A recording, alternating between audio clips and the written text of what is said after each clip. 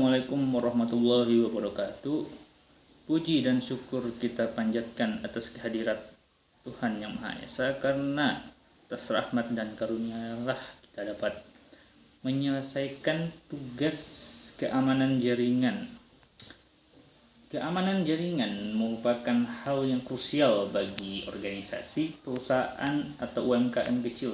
Kenapa? Karena keamanan jaringan merupakan salah satu cara agar pemilik bisnis dapat mengamankan data-data bisnis mereka, seperti data transaksi, data pengguna, data produk, dan sebagainya. Keamanan jaringan yang mudah dipecahkan atau mudah untuk ditembus dapat menyebabkan beberapa masalah atau ancaman dalam perusahaan tersebut, seperti kerugian miliaran rupiah, kurangnya kepercayaan konsumen atas perusahaan tersebut, atau mungkin biaya operasional yang makin meningkat karena resource yang dipakai terlalu banyak, atau lain sebagainya.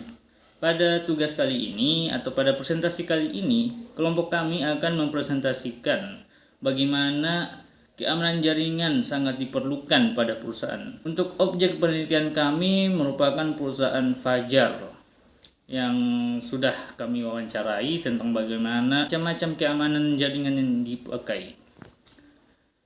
Dalam kelompok kami, pertama-tama yang akan melakukan presentasi adalah Filbert, lalu saya, dan yang terakhir Fikri Haikal.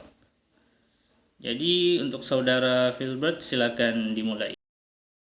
Baik, di sini saya akan mempresentasikan tugas kelompok laporan keamanan jaringan yang disusun oleh Ridho Saputra dengan NIM 222-140 dan Fikri Haikal dengan NIM 22142 dan Filbert dengan NIM 222091. Di sini saya akan menjelaskan tentang profil organisasi. Yang pertama yaitu nama PT Fajar National Network, bidang media digital, dalam kurung fajar.id, dengan kantor yaitu di Makassar dan di Jakarta. Adapun infrastruktur TI-nya yaitu server lokal dan web PPS dan WordPress dan Google Analytics, dikelola oleh pihak ketiga yaitu Tekno. Adapun tujuan proyek yaitu tujuan umum merancang dan evaluasi sistem keamanan jaringan skala kecil. Tujuan khusus identifikasi kelemahan sistem, analisis ancaman dan solusi, evaluasi backup dan monitoring, dan terakhir yaitu keamanan, rekomendasi keamanan. Terima kasih. Baik, jadi untuk ancaman utama yang sering terjadi pada perusahaan ini itu seperti serangan DDoS, yang mana pernah terjadi hingga 2 miliar request ke server dalam satu hari. Yang kedua, kerusakan server yang mengakibatkan kehilangan data. Nah, yang ketiga, hacking dan malware yang sering terjadi pada perusahaan ini. Lalu selanjutnya, penyalahgunaan data yang menjadi ancaman dalam perusahaan ini.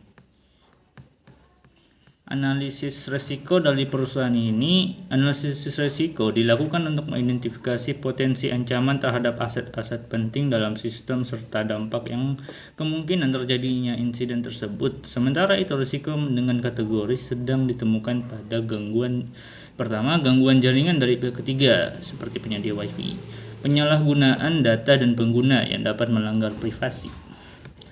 Sistem keamanan dalam perusahaan ini, tujuan dari kebijakan keamanan sistem ini adalah melindungi aset TI dan menjaga kerahasiaan.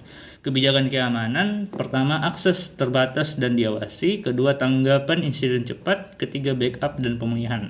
Spesifikasi ada login, logging, DDoS, dan mitigasi DDoS. Recovery time kurang dari 2 jam, sama ketersediaan di atas 99%. Terima kasih. Adapun rekomendasi dari sistem keamanan yang kami dapatkan dari atas yang telah dibahas oleh Saudara Ridho, ini dari segi kebijakan keamanan, yang pertama, autentikasi 2 faktor atau 2FA adalah metode keamanan yang mewajibkan pengguna memasukkan 2 jenis verifikasi saat login, biasanya password dan kode OTP, dari aplikasi atau SMS. Yang kedua, backup cloud terenkripsi dan diuji rutin. Backup cloud terenkripsi dan diuji rutin adalah proses menyimpan data penting ke server online atau cloud dengan keamanan tambahan melalui enkripsi. Yang ketiga, sistem kebijakan keamanan yang ketiga itu firewall, IDS atau IPS canggih. Firewall, IDS atau IPS canggih adalah sistem keamanan jaringan yang berfungsi untuk mencegah, mendeteksi, dan menghentikan serangan seperti hacking atau malware.